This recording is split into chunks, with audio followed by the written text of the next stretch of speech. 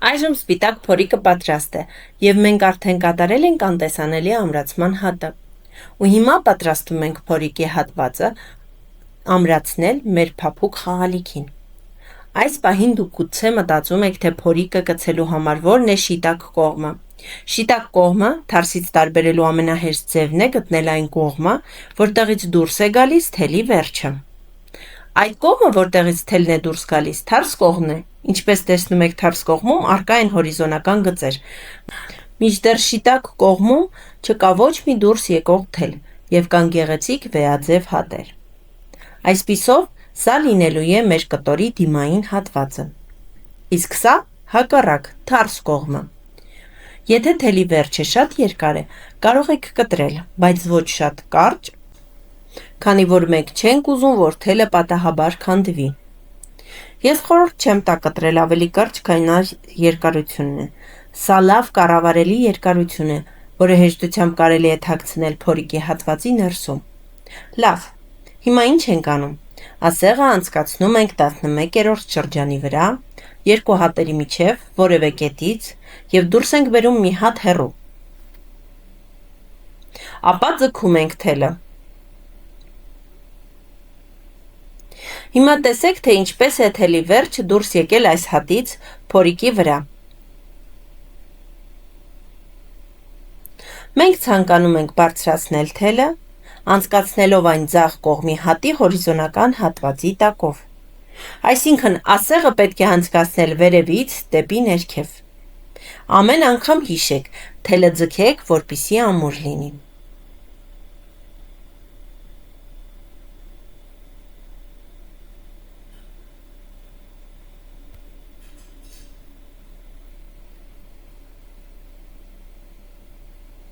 Այժմ, երբ թելի վերջը դուրս է գալիս մի հատից,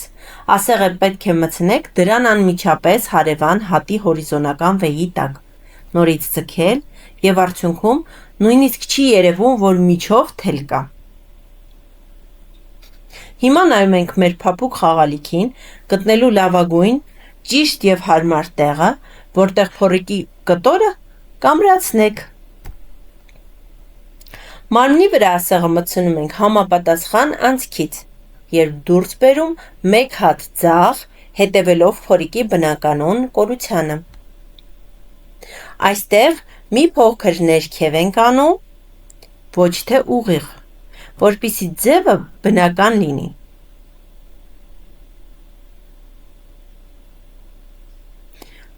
Այժմ շարունակաբար փոխում ենք ուղղությունը, մեկ անգամ ասեղը մտցնում ենք վերևից ներքև, հաջորդ անգամ ներքևից վերև։ Կրկնում ենք այս քայլերը այնքան ժամանակ, մինչև ամբողջ փորիկը կարված լինի։ Միաժամանակ համոզվեք, որ թելի վերջը թաքցնում եք փորիկի մեջ։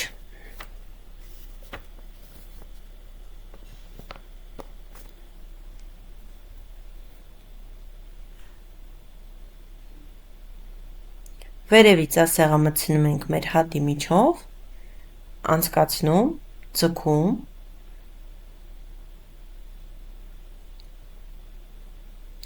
տակից հանում և այսպես կարում ենք ամբողջ շրջագծով։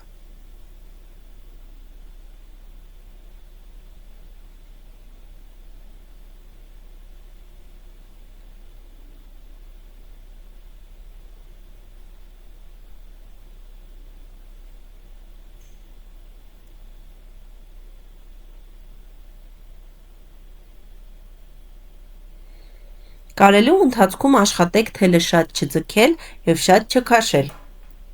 բայց բավականաչափ, որպեսզի կողքից չերևան մեր կարված թելի սյուները։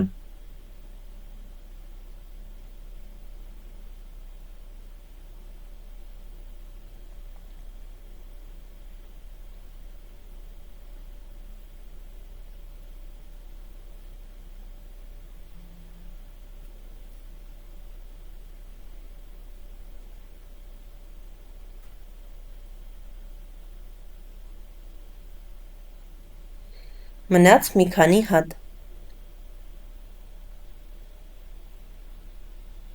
Պահում ենք թելը,